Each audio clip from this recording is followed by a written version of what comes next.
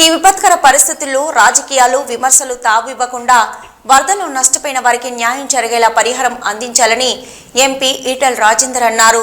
మహబూబాబాద్ జిల్లాలో వరద ముంపు ప్రాంతాలను పరిశీలించిన అనంతరం బీజేపీ కార్యాలయంలో ఏర్పాటు చేసిన మీడియా సమావేశంలో ఎంపీ ఈటెల రాజేందర్ మాట్లాడుతూ దొంగలు పడితే కొన్ని వస్తువులు ఉంటాయేమో కానీ వరద సర్వస్వం తీసుకుపోయాయని తక్షణమే ప్రభుత్వం వరద బాధితులకు సహాయం అందించాలని డిమాండ్ చేశారు. ఇప్పటికే కేంద్ర వ్యవసాయ శాఖ మంత్రి శివరాజ్ సింగ్ చౌహాన్తో పాటు బండి సంజయ్ వరద ప్రాంతాలను పరిశీలించి పరిహారం అందించాలని కేంద్ర హోంశాఖ మంత్రిని కోరామని, రాష్ట్రంలో వరద ముంపు ప్రాంతాల్లో గ్రామాల్లో పంట నష్టం అంచనా ఇంకా వెయ్యలేదని, కూలిన ఇల్లు, చనిపోయిన పశు సంపద లెక్క తీయలేదని, రాష్ట్ర ప్రభుత్వం పరిహారం ప్రకటించారు తప్ప ఒక్క రూపాయి ఇవ్వలేదని, వెంటనే డబ్బులు అందించాలని తెలిపారు. కేంద్రం విపత్తు నుంచి ఎన్డీఆర్ఎఫ్ 1360 కోట్లు ఉన్నట్టు లెక్కలు చెప్తున్నాయని, ఆ నిధులు ఏమయ్యాయని రాష్ట్ర ప్రభుత్వాన్ని లెక్క చెప్పాలని అన్నారు. మీ యంత్రాంగం చచ్చిపోయిందా? సోషల్ సర్వీస్ యాక్టివిటీలో ఉండి వాళ్లకు 10,000 రూపాయలు ఉంటే 5,000 రూపాయలు తీసుకొచ్చి కానీ మొదలు పెడితే ఉద్యోగస్తుల కాడికి మేము కూడా మాట్లాడినాం ఇప్పుడు వాళ్ళకి నిత్యావసర సరుకు మొత్తం కూడా తీసుకొచ్చి ఇంటింటికి పంచాలి. ఇప్పుడు మహబూబాబాద్ జిల్లాలో కొన్ని మచ్చుకు మేము తిరగబోతా ఉన్నాం. సమాచారం మేరకి ఇప్పటికే అనేక ఫోటోగ్రాఫ్స్ కానీ సమాచారం కానీ మా దగ్గర ఉన్నాయి. మీకు రాస్తూ ఉన్నారు. ఇక్కడ రాజకీయాల కంటే కూడా ఒకరికొకరు విమర్శించుకోడే పని కంటే కూడా ప్రజలకు న్యాయం జరగాలి. కాబట్టి ఇక్కడ ప్రభుత్వాన్ని మేము డిమాండ్ అని కాదు కానీ తక్షణమే స్పందించమని చెప్పి కోరుతున్నాం. కేంద్ర ప్రభుత్వ బృందాలు రావడం, అసెస్ చేయడం, ఇప్పటికే కేంద్ర వ్యవసాయ శాఖ మంత్రి గారు, అదేవిధంగా కేంద్ర మంత్రులు మన రాష్ట్రం నుంచి ఉన్నటువంటి కిషన్ రెడ్డి గారు, బండి సంజయ్ గారు, మాలాంటి వాళ్ళం కూడా కేంద్ర హోంమంత్రి గారితో మాట్లాడి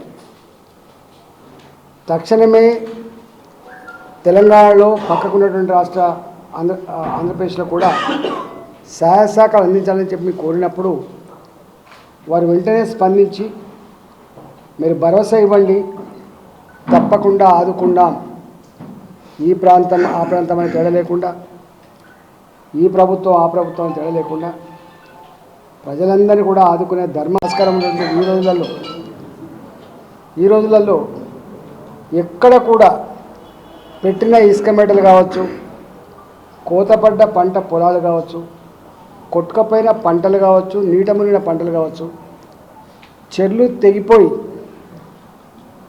తెగిపోయి కొట్టుకపోయేటటువంటి లక్షలాది రూపాయల మత్స్య సంపద కావచ్చు, ఇవాళ కూలిపోయిన ఇండ్లు కావచ్చు, ఇళ్లకు నీళ్ళొచ్చి సర్వస్వం కొట్టుకపోయినటువంటి ఆస్తులు కావచ్చు, ఇట్లాంటి వాటి విషయంలో ఇప్పటిదాకా ఏమీ అసెస్మెంట్ లేదు. నేను ఒకటే కోరుతున్నా, ప్రభుత్వం తక్షణమే ఇవన్నిటి పట్ల ఒక అసెస్మెంట్ చేయమని చెప్పి కోరుతున్నా. ఇప్పటివరకు పిడుగుపడి చనిపోయిన వాళ్ళకి కానీ, వాగులలో కొట్టుకపోయి చనిపోయిన వాళ్ళకి కానీ ఒక్క రూపాయి కూడా రాలే. మేము అంటున్నాం ప్రభుత్వాన్ని తక్షణమే మీరు ఏదైతే తక్షణ సాయం కింద అందిస్తామని చెప్పి ప్రామిస్ చేసిండ్రో వెంటనే ఇవ్వాలని చెప్పి మేము డిమాండ్ చేస్తున్నాం. పశు సంపద, మత్స్య సంపద వాటికి కూడా తక్షణమే సాయం అందించాలని చెప్పి మేము కోరుతా ఉన్నాం. అదేవిధంగా మీరు చూస్తున్న ఫోటోలు అంటే మామూలు నష్టం జరగలేదు. జేసీబీలు కొట్టుకపోయి ఇట్లా ముద్ద బొమ్మలకు అయిపోయినాయి. జేసీబీలు, ట్రాక్టర్లు, తర్వాత ఆటోలు కొట్టుకపోయి ముద్దలకు అయిపోయినాయి. ఆయన ఉపాధి ఆటో నడపడమే, ఆయన ఉపాధి ట్రాక్టర్ మీద బతకడమే, ఆయన ఉపాధి జేసీబీ మీద బతకడమే. ఇట్లా మొత్తం ముద్ద అయిపోయింది. వాళ్ళందరికీ తక్షణమే అసెస్ చేసి మరి ఇన్సూరెన్స్ ఉందా లేదా, మరి బ్యాంకు లోన్ సంగతి ఏంది, రిస్క్లోకి వచ్చి వాళ్ళకి ఆల్టర్నేటివ్ ఫైనాన్స్ చేస్తారా, మీ ప్రభుత్వ పరంగా ఏం చేస్తారో ఒక విధి విధానం ప్రకటించాలని చెప్పి. అదేవిధంగా ఇళ్లలోకి నీళ్ళు వచ్చినాయి, 11 ఫీట్లు 12 ఫీట్లు మొత్తం గ్రామాలే మునిగిపోయినాయి.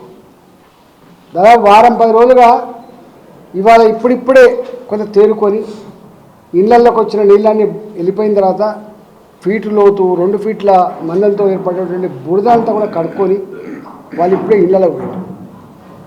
వాళ్ళ కట్టుబట్టలు తప్ప స్టవ్ లేదు, గ్యాస్ మొద్దు లేదు, ఫ్రిడ్జ్ లేదు. పెద్ద ఉన్నోళ్ళు అయితే ఒక మాట చెప్పాలంటే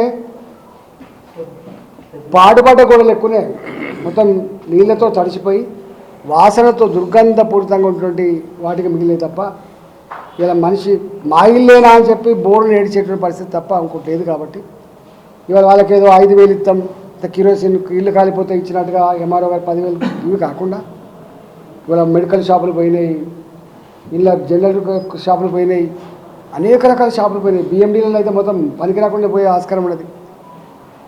అంటే వెలగట్టలేని నష్టం షాపులలో జరిగింది, వెలగట్టలేని నష్టం ఇళ్ళల్లో కూడా జరిగింది. కాబట్టి దీని మీద మనం అడిగి కొంత ఏం సాయం చేయవచ్చో వెంటనే చేయాలని చెప్పి ఇవన్నీ కూడా తక్షణ సహాయాల కింద చేయాలని చెప్పి మేము కోరుతా ఉన్నాం. అదేవిధంగా ప్రభుత్వం కొన్ని రోడ్లు కానీ లేకపోతే బ్రిడ్జ్లు కానీ కొట్టుకుపోయింది. టెంపరీ రెస్టోర్ చేయాలి. చాలా గ్రామాలు రాకపోకలు బంద్ అయిపోయినాయి, చాలా బ్రిడ్జ్లు అంతా ఊగుతున్నాయి, అవి పెద్ద వెహికల్స్ పోయి పట్టట్లేదు. కాబట్టి తక్షణమే మళ్ళీ గ్రామాలకు ట్రాన్స్పోర్ట్ పునరుద్ధరించాలని చెప్పి మేము కోరుతా ఉన్నాం. ప్రభుత్వం వాళ్ళకు సాయం చేస్తుంది, ఇటు సాయం చేస్తుంది అని చెప్పి ఈ మాటలు మాట్లాడేది బంద్ చేసి ఇవాళ ఇతరులను విమర్శించడం బంద్ చేసి వీళ్ళెత్తలేరు వాళ్ళెత్తలేరు. ప్రభుత్వం నీ బాధ్యత ఫస్ట్. ప్రతిపక్షాలుగా మా వంతు తప్పకుండా సాయం చేస్తాం, మా వంతుగా అండగా ఉంటాం, మా వంతుగా సూచన సలహా ఇస్తాం. కానీ చేయాల్సింది ప్రభుత్వం. కాబట్టి ఎప్పుడైనా మీరు కేంద్ర ప్రభుత్వం నేరుగా రాదు, కేంద్ర ప్రభుత్వ పరంగా మీరు కోరితే వాళ్ళ టీంలు వస్తే అసెస్ చేస్తుంది, దాని ఆధారం కొంత సాయం చేస్తే మళ్ళీ మీ త్రూ ఇవ్వాల్సింది తప్ప కేంద్ర ప్రభుత్వం నేరుగా ఇచ్చే ఆస్కారం లేదు. కాబట్టి మీరు వాళ్ళ మీద వీళ్ళ మీద విమర్శలు మాని ఎప్పుడూ ఇట్లాంటి రాజకీయాలు ఇట్లాంటి చిల్లర మాటలు మంచివి కాదు. ఇప్పుడున్నటువంటి పరిస్థితులలో మనం ఐక్యంగా ప్రజలకు ధైర్యాన్ని, ప్రజలకు మేము ఉన్నటువంటి మద్దతుని, ప్రజలకు నిజమైన సహకారాన్ని అందించి ఆదుకోవాలని చెప్పి మేము కోరుతా ఉన్నాం.